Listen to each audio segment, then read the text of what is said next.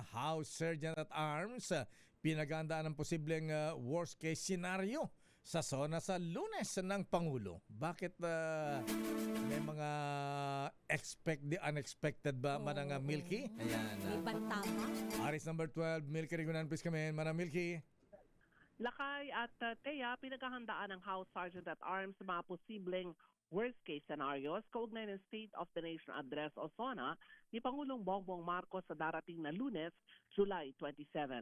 Ayon kay retired Brigadier General Ferdinand Melchor de la Cruz, ang House Sergeant at Arms, sa ngayon wala naman daw silang namamonitor na banta sa seguridad kaugnay ng nalalapit na SONA. Pero sinabi ni de la Cruz, dahil nga sa kasalukuyang political landscape at nagpapatuloy ang impeachment trial sa Vice Presidente, mga isyu ng katiwalaan sa flood control projects at iba pa, hindi naman daw pwedeng maging kampante.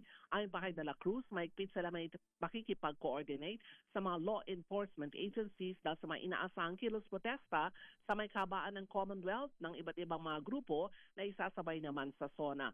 Sa ngayon, Lakay at Teya, ipinatutupad na ang lockdown sa batasan pambansa hanggang sa weekend kung saan kontrolado na ang mga taong papasukin. Kahapon, nagsagawa na rin ang final run-through si House Speaker Faustino D. III sa plenary para inspeksyonin naman ang mga last-minute preparations bilang paghahanda ng Kamara sa gagawing SONA ni Pangulong Marcos sa darating na araw ng Lunes.